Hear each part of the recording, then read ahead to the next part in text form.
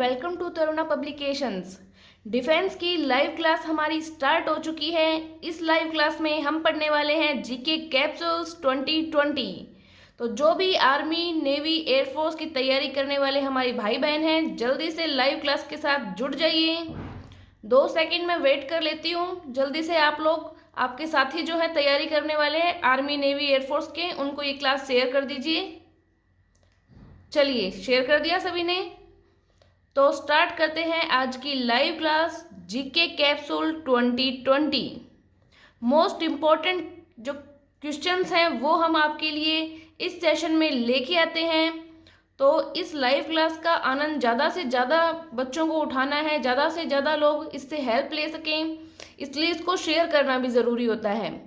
चलिए अब जल्दी से स्टार्ट करते हैं। पहला क्वेश्चन, आपको क्या करना है, क्वेश्चन बताने के साथ ही मैं ऑप्शंस दूंगी और आपको जो सही ऑप्शंस आपको लगता है वो आपको कमेंट करते जाना है। ठीक है, स्टार्ट करती हूँ। हड़प्पा नगर की खोज किसने की थी? ऑप्शंस हैं दयाराम साहनी, ध्रुवे, रविंद्र सिंह बिष्ट, एजी मजुमदार। ऑप्शन मैंने बता दिए हैं। जो भी आपको सही लगता है आंसर वो कमेंट कीजिए मुझे। ठीक है, दयाराम साहनी ऑप्शन ए इसका राइट आंसर है।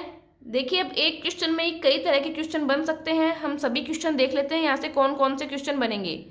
देखिए, इसमें हड़प्पा नगर की बात आई है। हड़प्पा नगर कहाँ पे है? पहली बात ये तो ये अब वर्तमान में पाकिस्तान के पंजाब प्रांत में है। पाकिस्तान के पंजाब प्रांत में है। और ये क्या है, क्यों ये स्पेशल है? तो ये एक पुरातात्विक स्थल है। ये क्या है? ये एक पुरातात्विक स्थल है, इसलिए बहुत प्रसिद्ध है। दो इंपॉर्टेंट बातें याद रख ली आपने यहाँ से। तीसरी इंपॉर्टेंट बात क्या है? मोस्ट इंपॉर्टेंट टॉपिक सिंधु घाटी सभ्यता। सिंधु घाटी सभ्यता।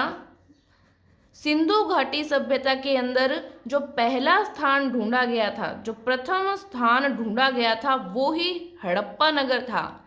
इसीलिए सिंधु सभ्यता को हड़प्पा सभ्यता के नाम से भी जाना जाता है। ये क्वेश्चन भी काफी बार आया हुआ है। अब बात करते हैं सिंधु घाटी सभ्यता की।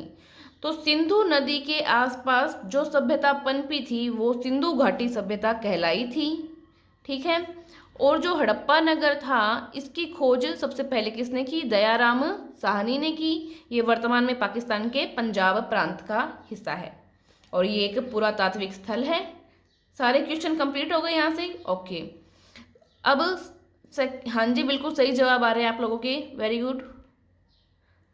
हाँ, मैं कमेंट देख रही हूँ आपके साथ साथ, तो जो भी आंसर है आपके वो कमेंट करते जाएं। ठीक है, सेकंड क्वेश्चन पे आती हूँ अब मैं। तराइन का प्रथम युद्ध किस किस के बीच हुआ?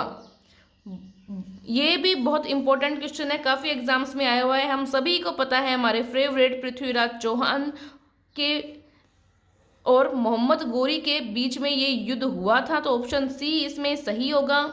जो विजय हुई थी वो विजय किसकी हुई थी? वो विजय हुई थी पृथ्वीराज चौहान की।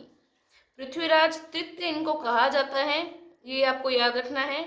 तराइन का प्रथम युद्ध। तीसरा क्वेश्चन हम देखते हैं। भारत तक समुद्री मार्ग की खोज किसके द्वारा की गई थी? ऑप्शंस देखिए जल्दी से। डचों द्वारा, अंग्रेजों द्वारा, पुर्तगालियों द्वारा या फ्रांसीसी द्वारा। अपने आंसर कमेंट बॉक्स में कमेंट करते जाएं। यस, आंसर्स आने स्टार्ट हो गए हैं, वेरी गुड। पुर्तगालियों द्वारा, ऑप्शन सी सही है यहाँ पे। पुर्तगालियों द्वारा जो समुद्री मार्ग की खोज की गई थी भारत के। पुर्तगाली जो था वास्को डिगामा, ये क्वेश्चन भी आया हुआ है तो नाम पता होना चाहिए आपको, वास्को डिगामा। ठीक है, वास्को डिगामा ने 17 मार्च, डेट याद रखनी है आपको, 17 मार्च 1498 ईस्वी, 1498 ईस्वी को इसने भारत की खोज की। और ये किस मार्ग से आया? तो ये समुद्री मार्ग से आया। वास्को डिगामा कौन था? ये पुर्तगाली था। 17 मार्च 1498 ईस्वी को इसने ये खोज की थी, याद रख लेंगे। नेक्स्ट क्वेश्चन पे चलते हैं। क्वेश्चन नंबर 4, किस शताब्दी में प्रिंटिंग प्रेस की खोज हुई? तो 15वीं शताब्दी, यानी कि बी ऑप्शन हमारा सही है, 15वीं शताब्दी में प्रिंटिंग प्रेस की खोज हुई थी। नेक्स्ट क्वेश्चन पे चलिए। क्वेश्चन नंबर 5, क्रिसमस त्योहार निम्न में से किस तिथि को मनाया जाता है? हम सभी को पता है 25 दिसंबर को क्रिसमस डे मनाया जाता है। पूरे भारत में धूमधाम के साथ ये जो त्योहार है वो मनाते हैं। ये ईसाई त्योहार है। वैसे ये क्यों मनाया जाता है? तो जो यीशु मसीह थे इनके जन्म दिवस के अवसर पर हैप्पी बर्थडे था इनका। ओके, हैप्पी बर्थडे था इनका, इसलिए 25 दिसंबर को हम ये त्योहार मनाते हैं। ओके, कोई कंफ्यूजन तो नहीं है? नेक्स्ट क्वेश्चन पे चलें तो फिर 6th क्वेश्चन पे आते हैं हम। सौर मंडल का वह ग्रह जो मीथेन गैस की अधिकता के कारण धुंधले हरे रंग का नजर आता है। ऑप्शंस देखिए, अरुण, शनि, वरुण, शुक्र। तो जो अरुण ग्रह है उसके आसपास जो उसकी सतह है उस पे मीथेन गैस के हल्के हल्के बादल से बने रहते हैं। उसके कारण ये ग्रह जो है वो हरे रंग का ग्रह नजर आता है, इसीलिए इसको हरा ग्रह कहा जाता है। तो ऑप्शन ए आपका बिल्कुल सही होगा यहाँ पे। यस, बिल्कुल सही सरोज मैम का आंसर। हाँ, अरुण ग्रह बिल्कुल सही आंसर है मैम आपका। ओके, आगे चलें। 7th क्वेश्चन, जनसंख्या की दृष्टि से भारत का विश्व में कौन सा स्थान है? जनसंख्या की दृष्टि से, ये बात याद रखनी है आपको। क्षेत्रफल पूछे या जनसंख्या पूछे, जो भी आपको पूछा जाए वो आपको ध्यान में रख के आंसर देना है हमेशा। कई बार ऐसा होता है कि पूछ रहा जनसंख्या की दृष्टि से है, आप बताते हो क्षेत्रफल की दृष्टि से कौन सा स्थान है, तो वो गलत हो जाएगा। कंफ्यूज नहीं होना है इसमें आपको। तो भारत का जनसंख्या की दृष्टि से विश्व में कौन सा स्थान है? हाँ, ऑप्शन बताने से पहले ही सही आंसर्स आने स्टार्ट हो गए हैं। सभी लोग होशियार हो गए आप। ओके, बी सही है। तो मैं भी बता देती हूँ, दूसरा स्थान है भारत का विश्व में जनसंख्या की दृष्टि से। प्रथम स्थान किसका है? प्रथम स्थान चीन का है। ठीक है, आगे चलते हैं। क्वेश्चन नंबर 8, कई लोग पूछ रहे हैं भारत का विश्व में क्षेत्रफल की दृष्टि से कौन सा स्थान है? तो 7वां स्थान है भारत का क्षेत्रफल की दृष्टि से। ठीक है, और कोई डाउट? चलो तो फिर नेक्स्ट क्वेश्चन देखो। क्वेश्चन नंबर 8, पृथ्वी का ऐसा क्षेत्र जहां किसी भी आकार प्रकार के जीवों का निवास है कहलाता है। जहां पर अलग अलग प्रकार के जीव रहते हैं, जिसमें स्थल मंडल, वायुमंडल, जल मंडल तीनों शामिल होते हैं, वो जीव मंडल कहलाता है। तो ऑप्शन ए यहाँ पे सही है। नेक्स्ट क्वेश्चन पे आते हैं। भारतीय संविधान सभा का गठन कब हुआ? 1946 में। हाँ, सही ऑप्शंस आ रहे हैं आपके, सही आंसर है। ओके ओके, ऑप्शन बी सही है यहाँ पे। वर्ष 1946 में भारतीय संविधान सभा का गठन हुआ। देखो, अब ये जो क्वेश्चन है इसमें कई इंपॉर्टेंट क्वेश्चन और छुपे हुए हैं, तो हमें वो क्वेश्चन भी साथ में देख लेने चाहिए। 2 मिनट पहले वो देख लेते हैं। देखो, जो भारतीय संविधान सभा है इसमें कितना टाइम लगा बनने में, ये क्वेश्चन कई बार आ गया है। तो 2 वर्ष 11 माह और 18 दिन। 2 बार बोलिए, याद हो जाएगा। 2 वर्ष 11 माह 18 दिन। 2 वर्ष 11 माह 18 दिन का समय जो हमारा संविधान है उसको बनने में ये टाइम लगा। और इस दौरान कितनी बैठकें हुई थी? तो 114 बैठक हुई थी। 114 दिन बैठक हुई थी, और इतनी बैठकों में हमारा जो संविधान है वो बनाया गया। अब बात करते हैं जो पहली बैठक है वो कब हुई। जो क्वेश्चन आए हुए हैं एग्जाम में या आगे आने वाले एग्जाम्स के लिए इम्पोर्टेंट है वही बताती हूँ मैं, तो ध्यान से सभी नोट करते जाएं, साथ साथ में भूलना नहीं है इनको। 9 दिसंबर 1946 ईस्वी, 1946 ईस्वी को पहली बैठक हुई। दोबारा देखिए, 9 दिसंबर 1946 ईस्वी को पहली बैठक हुई थी। इसके अध्यक्ष कौन थे? जो पहली बैठक है इसके अध्यक्ष थे डॉक्टर सच्चिदानंद सिन्हा। डॉक्टर सच्चिदानंद सिन्हा। ये इस सभा के जो सबसे वरिष्ठ व्यक्ति थे या जो सबसे बुजुर्ग व्यक्ति थे, इसलिए इनको अस्थायी अध्यक्ष के रूप में नियुक्त किया गया पहली बैठक में। सारे यहाँ से आपके डाउट्स क्लियर हो गए हैं? एंड कोई भी क्वेश्चन है तो कमेंट कर दो आप मुझको। ओके, गुड है तो सब ठीक है, ठीक है, ठीक है, ठीक है। नेक्स्ट क्वेश्चन पे आते हैं तो फिर क्वेश्चन नंबर 10। हाँ जी, मुस्लिम लीग ने इसका बहिष्कार किया था।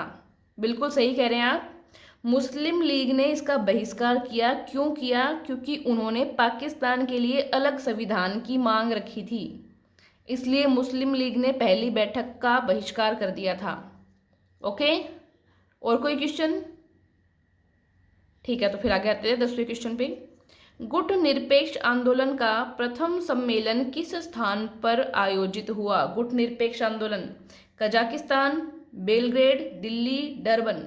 ओके, बताइए, अपने अपने आंसर्स दीजिए। बी आंसर सही है यहाँ पे, बेलग्रेड। ओके, अभी देखो, थोड़ा इम्पोर्टेंट चीज़ें ये भी है कि गुट निरपेक्ष आंदोलन क्या है, इस बारे में भी हमें पता होना चाहिए। क्वेश्चन आता है तो कहीं से भी आ सकता है, तो कोई भी क्वेश्चन पढ़ो तो उसके आसपास लेफ्ट राइट की जो चीज़ें हैं उस पर भी ध्यान दिया करो थोड़ा। तो गुट निरपेक्ष आंदोलन क्या है? यह बहुत सारे राष्ट्रों की एक अंतर्राष्ट्रीय संस्था बनाई गई है। इस अंतर्राष्ट्रीय संस्था ने एक निश्चय किया है। क्या किया है? कि विश्व के किसी भी पावर ब्लॉक के संग में भी नहीं रहेंगी और ना ही उसके विरोध में रहेंगी। ये निश्चय इस संस्था ने किया है। ठीक है, अब बात करते हैं कि इसकी स्थापना कब हुई। ये भी पूछा जा सकता है कि स्थापना कब हुई। तो इसकी स्थापना हुई 1961 में। कब हुई? 1961 में। साथ साथ नोट कर रहे हैं ना आप? ओके, स्थापना 1961 में हुई थी। कहाँ पे हुई? Belgrade, Serbia. बेलग्रेड, सर्बिया में इसकी स्थापना हुई थी। कई बार इसके जो अध्यक्ष हैं वो भी पूछ लेते हैं, तो जो इसके अध्यक्ष थे वो कौन थे? Ilham Aliyev.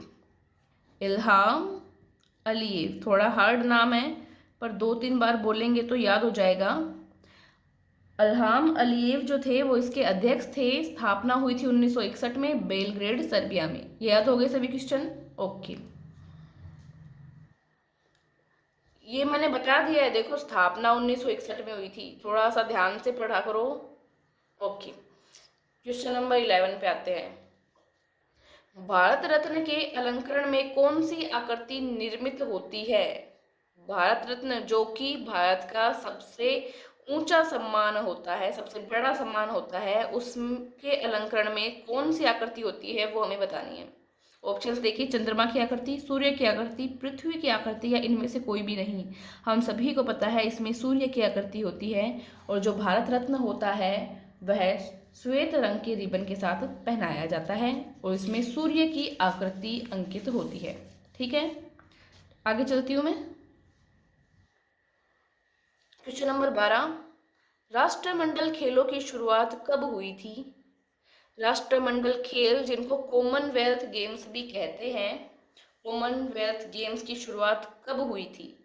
1930 में, 1928 में, 1932 में, या 1942 में? यस, आंसर्स आना शुरू हो गए हैं आपके।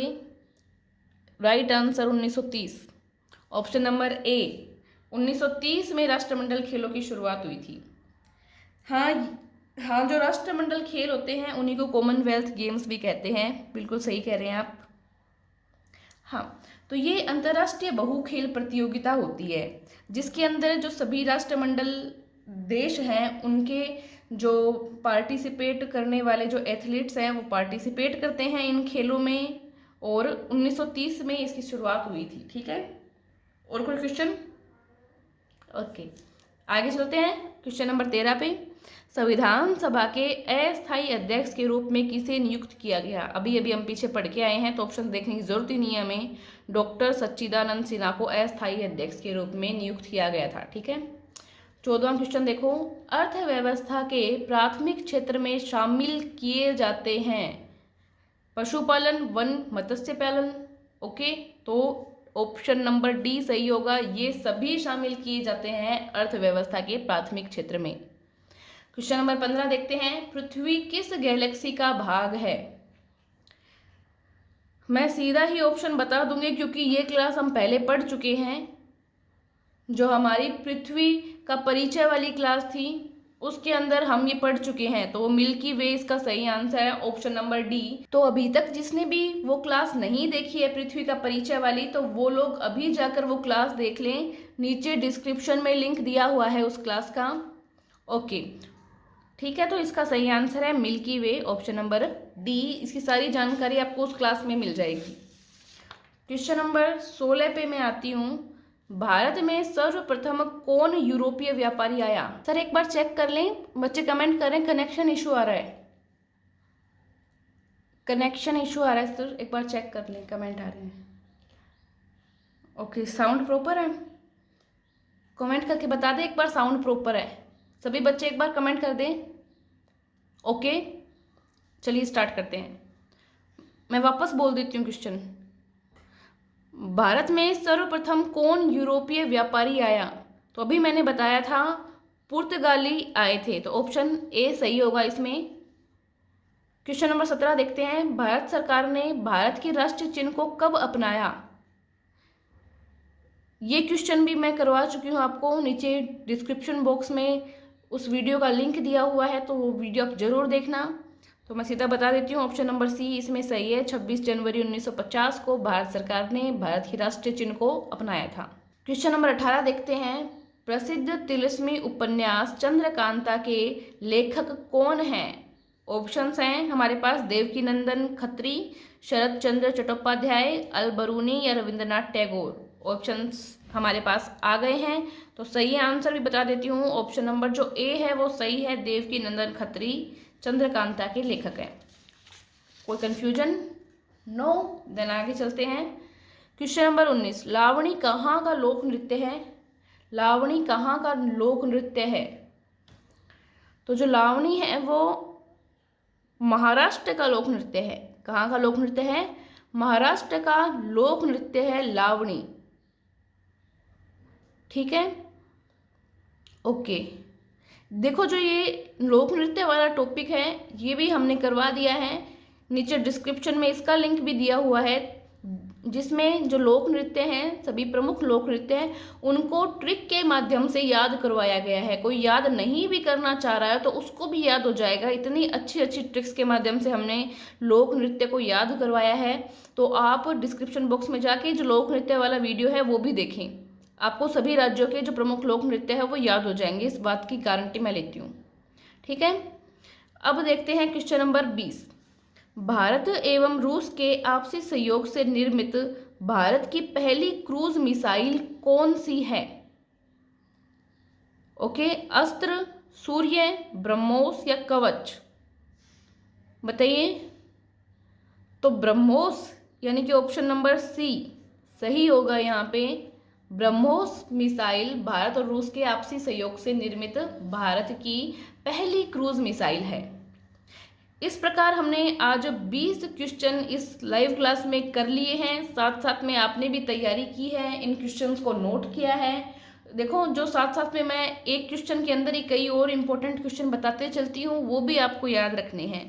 तो क्लास अगर आपको पसंद आई है, ऐसे ही और क्लास में आगे बनाती रहूँगी, तो अगर आप सहयोग करेंगे तभी काम अपना बनेगा।